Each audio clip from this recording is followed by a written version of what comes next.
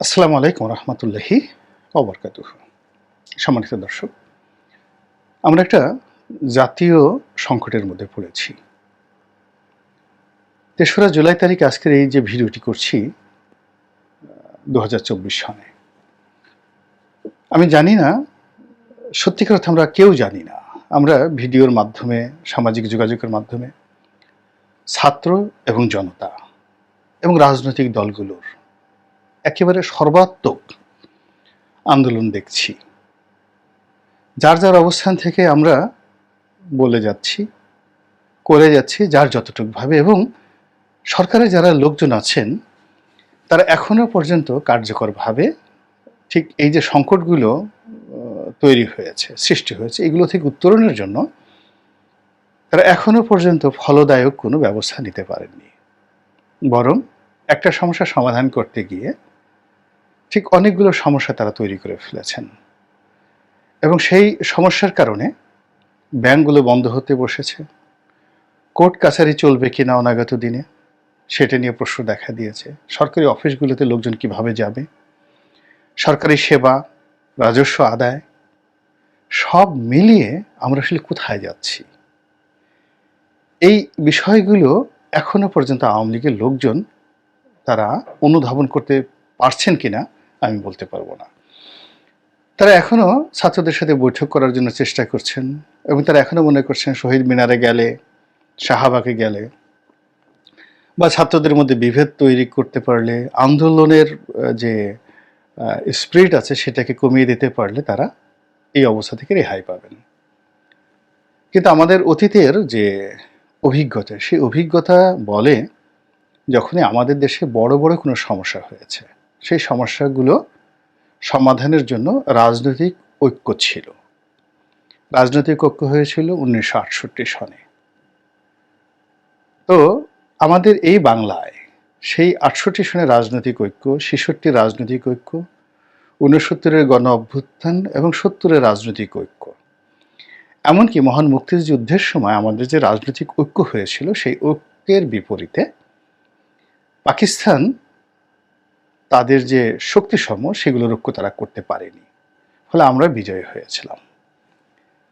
স্বাধীন বাংলাদেশে যখন বঙ্গবন্ধুর বিরুদ্ধে সমস্ত রাজনৈতিক মতামতগুলো চলে গেল, এবং তারা যে ঐক্য তৈরি করলো, সেই ঐক্যের ফলে দেখা গেল যে বঙ্গবন্ধুর মতো পাহাড় সম একজন রাজনৈতিক ব্যক্তিত্বের নির্মম হত্যাকাণ্ডের পরেও দেশে ভারতীয় সেনাবাহিনী আসেনি। দেশে এমন কিছু হয়নি, প্রশাসন যাকে বলা হয় ব্যর্থ হয়নি। অবশ্যই ক্যান্টনমেন্টে অনেকগুলো কু হয়েছে, বঙ্গভবনে অনেক গুলাগুলি হয়েছে। তো এটা সচিবালয়, বঙ্গভবন এবং ক্যান্টনমেন্ট, এই 3 জায়গাতেই সীমাবদ্ধ ছিল। জনপদে সিভিল ওয়ার ছড়িয়ে পড়েনি 75-এর 15 আগস্ট থেকে 7ই নভেম্বর পর্যন্ত। শহরকেন্দ্রিক ছিল। এর কারণ ছিল যে একটা রাজনৈতিক ঐক্য ছিল প্রতিপক্ষে, তাদের একটা প্রস্তুতি ছিল। এরপর এরশাদ জামানাতে যে জটিল অবস্থা তৈরি হলো, সেখানেও এরশাদের বিরুদ্ধে একটা রাজনৈতিক ঐক্য তৈরি হয়েছিল। 1/11-এর সময় একটা রাজনৈতিক ঐক্য তৈরি হয়েছিল। এখন যে সমস্যাটা তৈরি হয়েছে, সেই সমস্যাটার জন্য রাজনৈতিক সমঝোতা এবং ঐক্য দরকার। এর কারণ হলো এরশাদের পতন, বা 1975 সালে বিএনপি ছিল না, বাট আওয়ামী লীগের পতন, আর এখন আওয়ামী লীগের পতন কিন্তু এক নয়। আওয়ামী লীগের পতনের ফলে যে ম্যাসাকার তৈরি হবে, যে শূন্যতা তৈরি হবে, যে ক্ষত তৈরি হবে, এটা ধারণ করার মতো ক্ষমতা বাংলাদেশের নেই। এর কারণ হলো, ধরুন প্রায় 35% লোক আওয়ামী লীগ করে, এবং গত সেই 2009 থেকে আজ অবধি ব্যবসা বাণিজ্য করে পুরো অর্থনীতির বলতে গেলে 80% এখন আওয়ামী লীগের লোকজন, তাবেদার, কর্মী, সমর্থকদের হাতে। এখন এই লোকদেরকে যদি আপনি অর্থনীতি থেকে বিমুখ করে দেন, দেশ থেকে তাড়িয়ে দেন, তারা যদি পালিয়ে যায়, তাদের মিল কলকারখানা যদি বন্ধ হয়ে যায়, তাদের যে লোকগুলো প্রশাসনের সর্বস্তরে বসে আছে তারা যদি পালিয়ে যায়, পুরো রাষ্ট্র ব্যবস্থা কলাপস করবে। এবং সেই জায়গাটা পূর্ণ করার ক্ষমতা সেনাবাহিনীর নেই।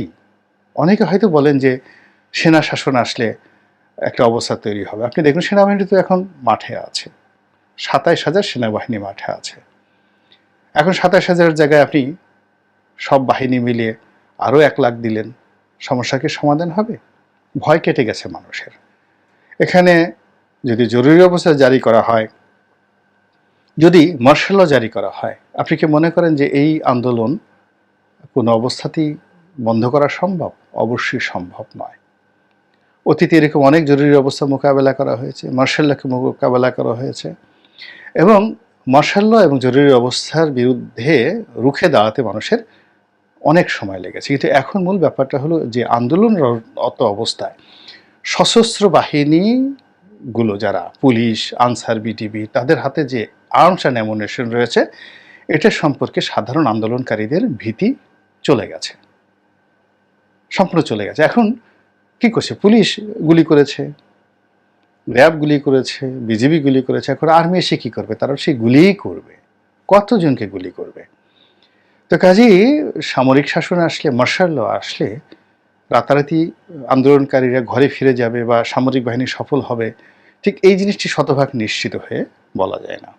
কিন্তু একটা ব্যাপারে শতভাগ নিশ্চিত হয়ে বলা যায় যে এই আন্দোলন স্তমিত হবে এবং সমস্যার সমাধান হবে যদি এখনো পর্যন্ত রাজনৈতিক যারা নেতৃবৃন্দ রয়েছেন তারা একত্রে বসেন, বিএনপি, জামাত থেকে শুরু করে সবাই। তো কাজেই একজন সাধারণ নাগরিক হিসেবে আমি আওয়ামী লীগের যারা নেতৃবৃন্দ রয়েছেন, তিনি সহ মাননীয় প্রধানমন্ত্রী, সবাইকে বলছি যে বিভেদ আপনারা তৈরি করেছেন, সে বিভেদ আপনারই আবার বন্ধ করে দিন। অতীতে আপনাদের মধ্যে অনেক বিভেদ ছিল আওয়ামী লীগ বিএনপির মধ্যে, কিন্তু আপনারা প্রয়োজনে বসেছেন, একত্রে তা হাত ধরেছেন। কিন্তু এখন বেগম জিয়ার প্রতি আপনি যাই কিছু করেন না কেন, তারেক রহমান সাহেবের প্রতি যা কিছুই করেন না কেন, আমি মনে করি যে সমঝোতার দ্বার এখনো বন্ধ হয়নি। জাহাঙ্গীর কবির নানক, মাহবুব আলম হানিফ, বাহাউদ্দিন নাসিম,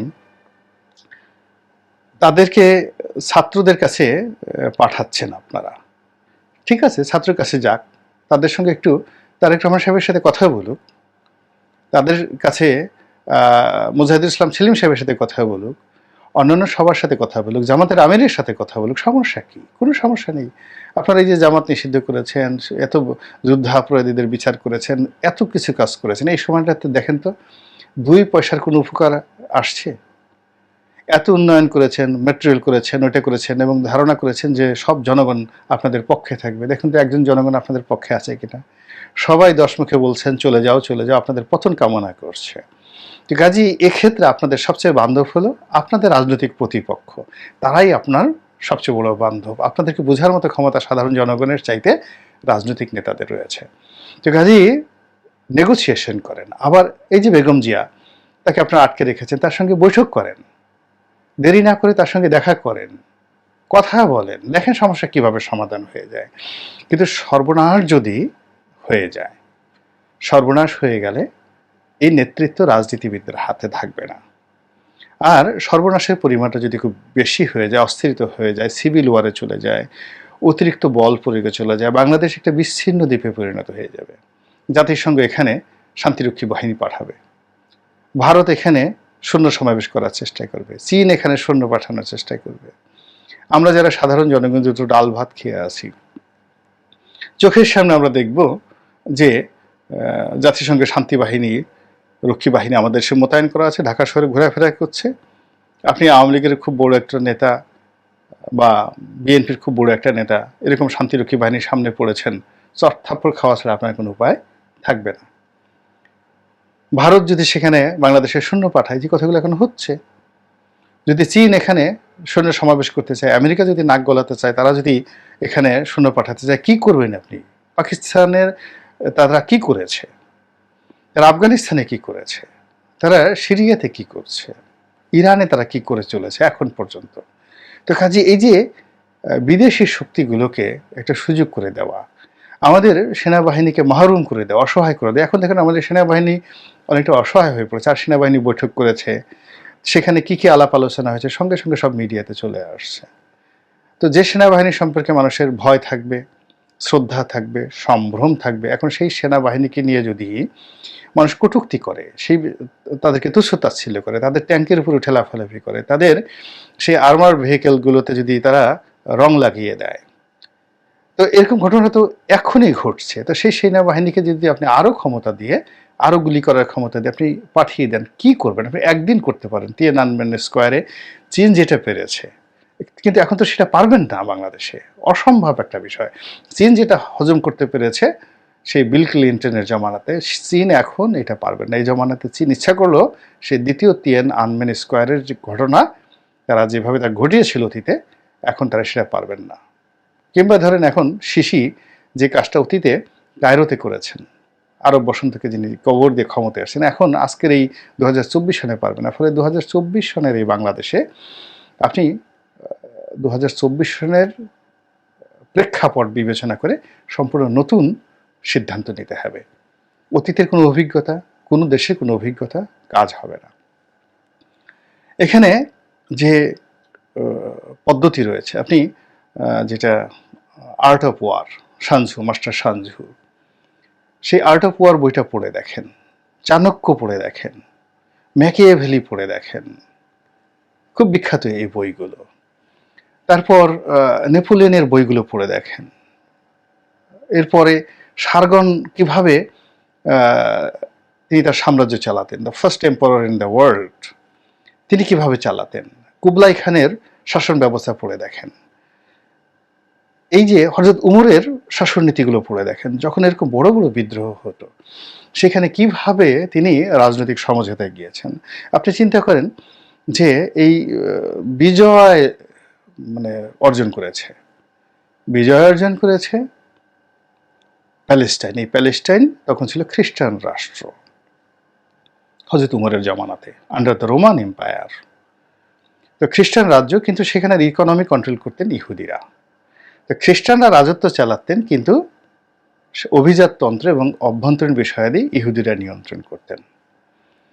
তো যখন মুসলিম বাহিনী ঘেরাও করে তাদেরকে মানে একদম নাস্তানাবুদ করে ফেললো, তখন তারা আত্মসমর্পণ করতে চাইলো, কিন্তু শর্ত দিল খলিফাতুল মুসলিমিন নিজে এসে তাদের সাথে বসতে হবে এবং তিনি তার কাছে তারা শহরের চাবি দেবে।